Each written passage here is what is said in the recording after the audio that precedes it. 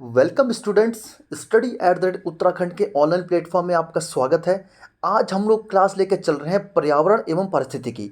और हमारा जो पहला टॉपिक था, पहला लेक्चर था या पहला अध्याय कहिए, वो चल रहा था पर्यावरण। ठीक है, तो आज का जो लेक्चर है क्लास नंबर 4 है और मैं आपसे प्रॉमिस कर रहा हूँ आज के लेक्चर में आपको बहुत मज़ा आने वाला है।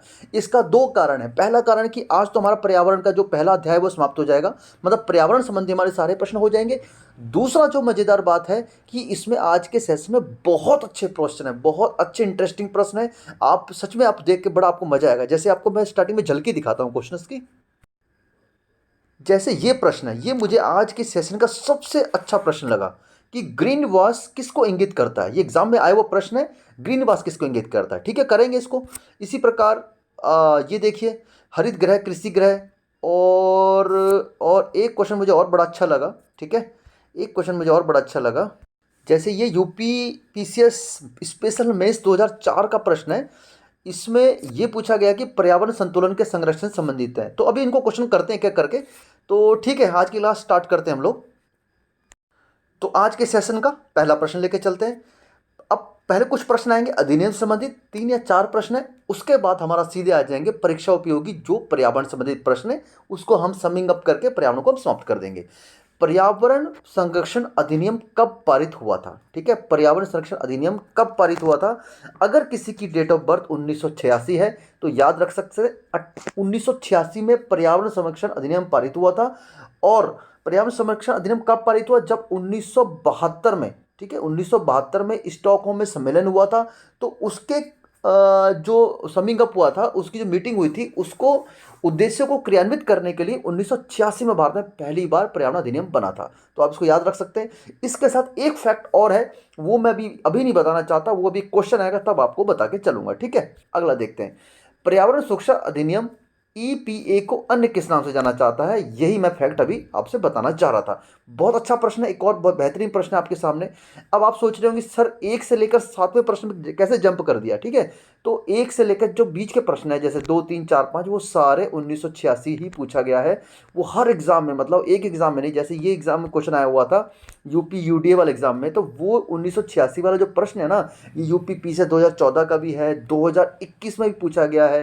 ठीक है, यूपी पीसीएस 2022 में भी यही प्रश्न पूछा गया है। ठीक है, और तो और मैं बता रहा हूँ यूपी बीईओ और उत्तराखंड पीसीएस 2007 में भी 1986 का प्रश्न बना है। तो ये जो 6 प्रश्न तब अलग अलग एग्जाम में आए हुए, तो प्रश्न को सेम को उन्होंने मैच कर दिया, तो हमने उसको हटा दिया। ठीक है, आप समझ गए। आगे देखते हैं। ये मैं आपसे बात कर रहा था कि पर्यावरण सुरक्षा अधिनियम को अन्य किस नाम से जाना जाता है।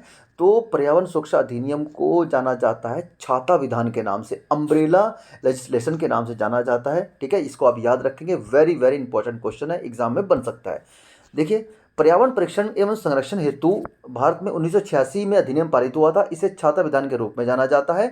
1972 में स्टॉकहोम में आयोजित संयुक्त राष्ट्र के प्रथम मानव पर्यावरण सम्मेलन के निर्णय को कार्यान्वित करने के उद्देश्य से भारत सरकार ने पर्यावरण संरक्षण अधिनियम 1986 पारित किया था। तो अब अगला प्रश्न देखते हैं। निम्नलिखित में कौन सा एक पर्यावरण संरक्षण अधिनियम 1986 के अधीन गठित किया गया था। वेरी इंपॉर्टेंट क्वेश्चन है। 1986 के अधीन गठित किया गया था। कौन सा गठित किया गया था। अब आप बड़े ध्यान से सोचिए, इसमें जल आयोग है, भूजल बोर्ड है, केंद्रीय भूजल प्राधिकरण है, राष्ट्रीय जल विकास प्राधिकरण है। तो ये जल से संबंधित तो घटना ही, तो आप समझ गए।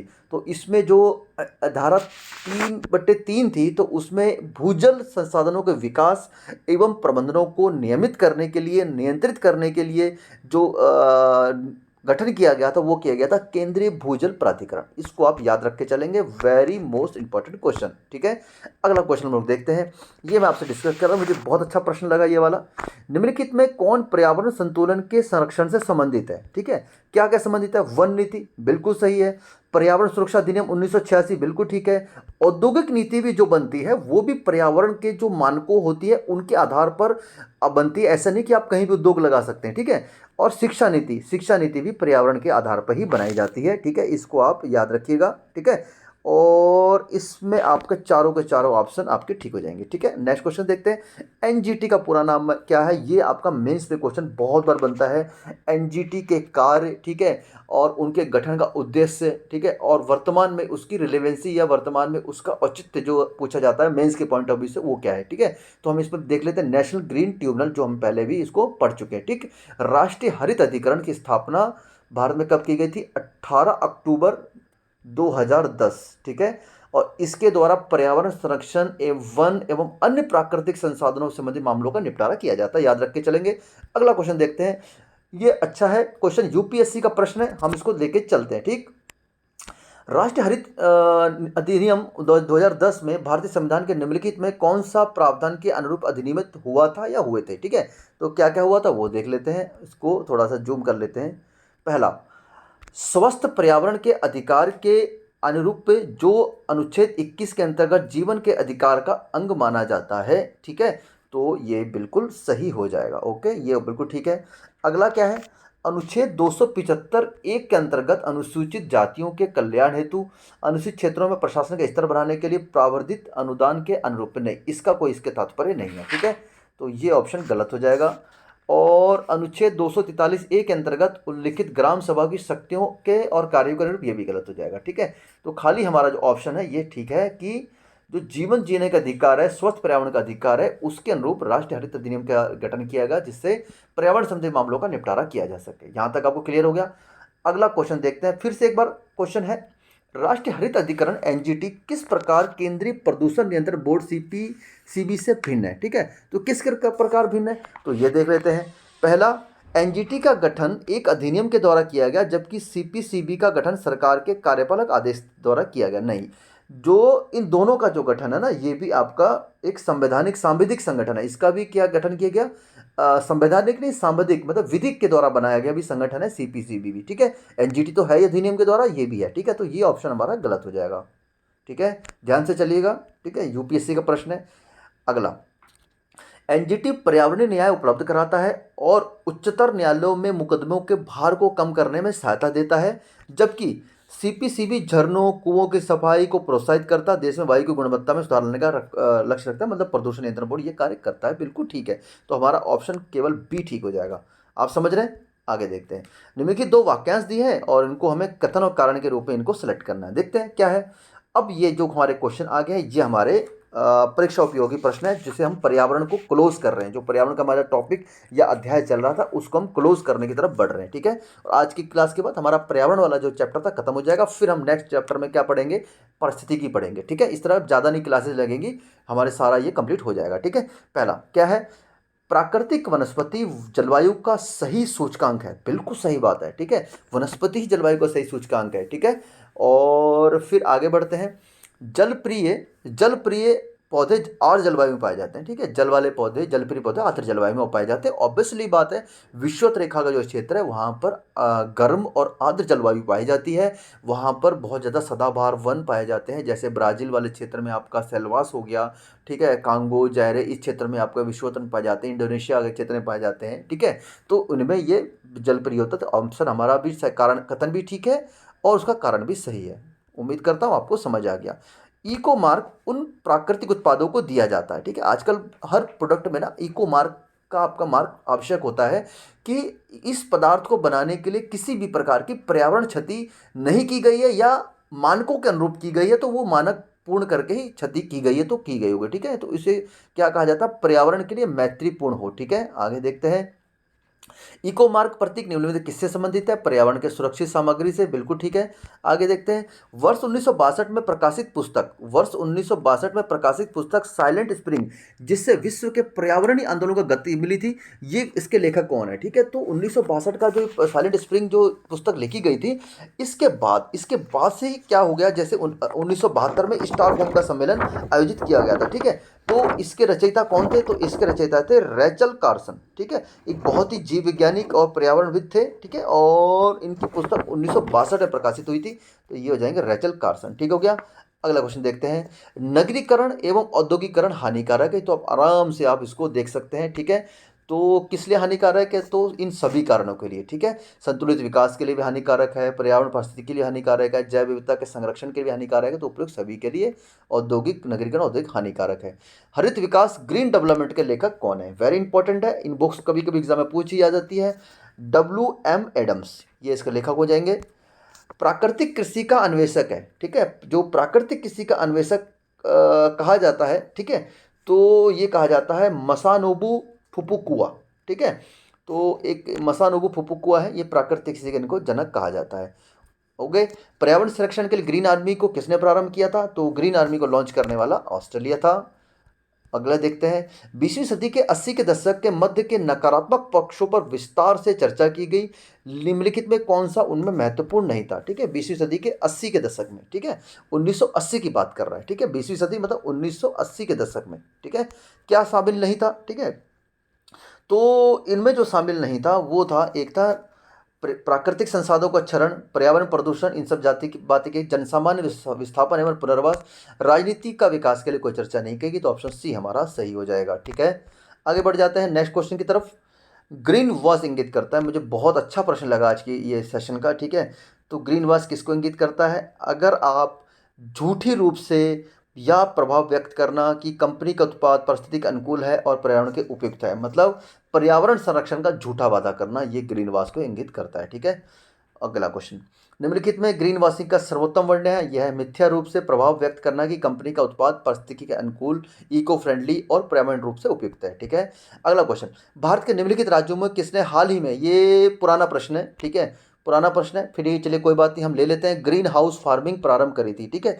तो आप देख सकते हैं, तो आप क्वेश्चन निकाल सकते हैं कि पहला राज्य को जो ग्रीन हाउस फार्मिंग करने वाला कौन सा राज्य था? तो पंजाब से आप कह सकते हैं, इसका आंसर निकाल सकते हैं। अपने वार्षिक सर्वेक्षण के परिणाम के रूप में नेशनल जियोग्राफिक सोसाइटी एवं अंतर्राष्ट्रीय मतदान कंपनी ग्लोबल स्कैन ने ग्रीन इंडेक्स 2009 के स्कोर में भारत को शीर्ष स्थान दिया था।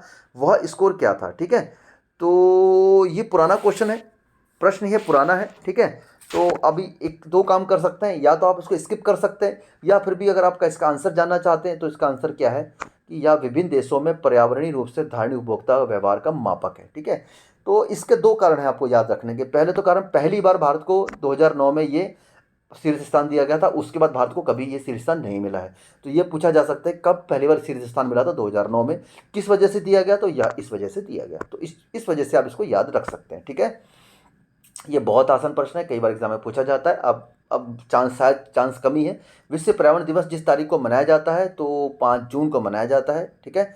इसकी थीम कभी कभी पूछ लेता है, ठीक है। तो इसकी थीम 2022 की थीम क्या थी इसकी? Only one earth, only one earth, ये इसकी थीम थी, ये आप याद रख के चल सकते हैं, ठीक है। समृद्धि की सीमा की अवधारणा का प्रतिपादन किसके द्वारा किया गया था? तो समृद्धि की सीमा, ठीक है, समृद्धि मतलब विकास की सीमा, आप कितना पर्यावरण को नुकसान करके अपना विकास कर रहे हैं, तो ये किसके द्वारा प्रतिपादन किया गया था? तो ये था क्लब ऑफ रोम के द्वारा प्रतिपादन किया गया था, ठीक है। ओके, आगे देखते हैं नेक्स्ट क्वेश्चन। जलवायु अनुरूप कृषि के लिए वैश्विक सहसंबंध global alliance for climate smart agriculture GACSA के संदर्भ में निम्न में कौन सा कथन सही है? इंपॉर्टेंट है, आगे देखते हैं क्वेश्चन क्या है। GACSA 2015 में पेरिस में हुए जलवायु शिखर सम्मेलन का एक परिणाम है, ठीक है। तो ये पेरिस में सम्मेलन नहीं हुआ था, ये 2014 में जो न्यूयॉर्क में सम्मेलन हुआ था उसका परिणाम है, ये आप समझ गए। दूसरा कहता है GACSA की सदस्यता में कोई बंधनकारी दायित्व उत्पन्न नहीं होता, बिल्कुल ठीक है। आप अगर GACS का से का सदस्य बनना चाहते हैं तो कोई भी आपको बाउंडेशन नहीं है, ठीक है। अगला है GACSA के निर्माण में भारत की साधक भूमिका थी? नहीं, ऐसा नहीं है, भारत की कोई साधक भूमिका इसमें नहीं थी, ठीक है। तो भारत का इसका कोई योगदान नहीं है, तो खाली ऑप्शन हमारा 2 ही ठीक हो जाएगा। ओके, अगला क्वेश्चन देख लेते हैं। भारतीय कृषि में पारिस्थितिकी के संदर्भ में संरक्षण कृषि की संकल्पना का महत्व बढ़ जाता है। निम्नलिखित में कौन से संरक्षण कृषि के अंतर्गत आते हैं? ठीक है, प्राकृतिक संरक्षण कृषि की बात करता है, ठीक है। तो क्या क्या है, इन ऑप्शनों को हम देख लेते हैं।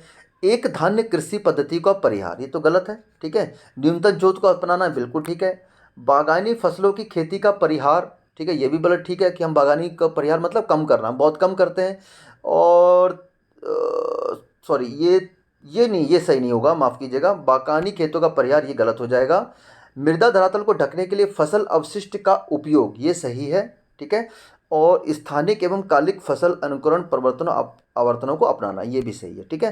तो देखिए, तो ये हमारे संरक्षण कृषि के अंतर्गत ये ऑप्शन सी हमारा सही हो जाएगा।